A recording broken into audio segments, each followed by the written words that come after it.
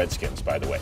Hey, the Dallas Cowboys are on a bye, but big news out of Big D Thursday is Ezekiel Elliott is once again facing a 6-game suspension. A federal appeals court lifted an injunction and blocked Elliott's original punishment. Cowboys star was suspended over a domestic violence allegation. Elliott cannot be at the facility and is not eligible to return until after Dallas's game against the Chargers on Thursday, November 23rd. That, of course, pending yet another appeal. Now, the NFLPA released a statement saying that the NFLPA is reviewing the decision and considering all options. The appellate court decision focuses on the jurisdictional issues. The failure of due process by the NFL articulated in district court's decision were not addressed. You pretty much need a law degree to figure some of this stuff out, but let's deal with the football here. If Ezekiel Elliott is suspended the next 6 games, he's going to miss a pair of divisional contests, one against the lone unbeaten team, the Kansas City Chiefs, and one against the defending NFC champion Atlanta Falcons. But what we saw with Philadelphia that improved to 5-1 tonight, there's a possibility that team could run and hide unless the Dallas Cowboys fix what's going on in their backfield. Anybody feel like they could do that?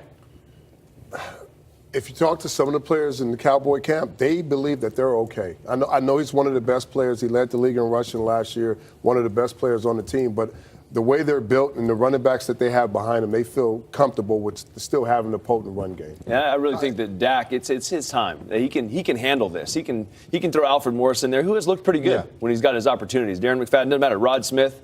Throw a guy in there. I have full control of this offense now. I'm going to make it happen. But they don't get their opportunities. Okay, Zeke carried the ball 105 times. The other running backs combined, Morris and Smith, 10 carries this year for 95 yards. But you got to think about Alfred Morris. He's had his first 3 seasons, he had 1,000 yards. So there is experience back there. They just hadn't given him more time to run the ball. Yeah, he only had 8 carries. Zeke has been carrying the load. Why would you? Because you got Zeke. Exactly, you got Zeke. But now you got to turn on Alfred Morris. You have to give him the ball. You've played against Alfred Morris before? I played against him, and he's a beast when he was running the ball. So he's a legit starting running back still in this league. Still in this league. And David, what you said is important. We keep talking about putting more on Dak's plate. Dak's been ready for this since last year. In the offseason, when we were at camp, I had a conversation with him. He talked about doing more offensively. He couldn't wait. People watching tape saying, "Oh, well, now we got him figured out." He was like, "No, you don't, because they just gave me. They just opened up the playbook for me. So I'm ready for whatever you guys are going to throw at me." And I think that he's going to do a little more with his feet. In the passing game, we saw him drive down the field multiple times in crucial situations, score points, and I think he's poised enough. He doesn't make bad decisions. I think he's fine. Yeah, I think a lot of why they feel like it maybe looked like last year the playbook was toned down a little bit because they didn't have to do a lot. They just hand the football off, right? So it's a very basic game plan, but I think Dak is more than capable of being able to handle it. So can he take his game to the next level because absolutely. he has to? I was around him a little bit this summer. Kurt had a little flag football thing. I was out there with him talking to him. I absolutely love this guy's personality. His football IQ is through the roof for a young kid. He already gets it, so he's just waiting for his opportunity. Are you competitive in flag football? Oh, I imagine that you're insane. Did you guys win? Of course. Do you put a bandana on? Are you like one of those old college guys? It's like with a double wristband. Don't tell me you pulled a calf muscle, because once the calf muscle goes, that's the old After man. that, He's pulled a calf muscle. All right. I had a calf sleeve on. My calf. Maybe we'll demo that a little bit later. We'll do that. I'm going to put my calf sleeve on, though, so I can keep it warm. Once again, the Dallas Cowboys do have a bye this week, but there's plenty of good matchups still to go in Week 6. We'll break a bunch of these down. Packers, Vikings, Lions, Saints, Patriots, and Jets for first place in the division, by the way, and Steelers, Chiefs.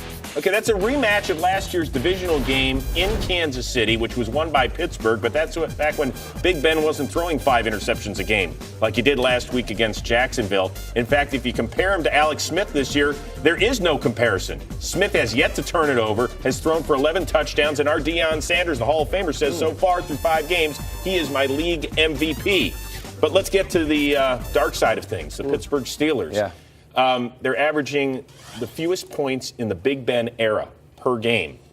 Anybody worried that they can't turn this thing around, Mr. Carr? I'm not worried they can turn it around. I think that the big thing is just emphasis, and it's Todd Haley, really. And if Big Ben is struggling deciding whether he should throw the ball or run it based on the numbers that he's getting, just give him different numbers, right? So if he's saying, oh, they brought an extra guy into the box, I should throw the football. Well, you're struggling throwing the football, so let's take that choice away from him until he starts to get his legs about him. Put another tight end in the game. Say we're going to hand the ball to Le'Veon Bell 30 times a game. That's the way this offense is going to be run. We'll play action pass, throw it to AB if we have to, throw the ball down the field to Martavius Bryant. But we're just going to take it out of your hands, Ben, until you get back in a rhythm and start making plays. This is a Hall of Fame quarterback. Because you know But he's struggling right now. You know the Kansas City defense. They're going to stop the killer bees. You're Ben, Bell, and Brown. They're going to stop them guys. Well, that's you know, what they're trying to do. They're going to try to. That's what all teams have been trying to do, and putting their ball in Ben's hands. Yeah. And then they're going to rely on the pressure. What they like to do, they're going to bring Houston, bring those guys to get pressure on Ben. Now, how you get guys out of the pressure is you move your running backs outside. So if you take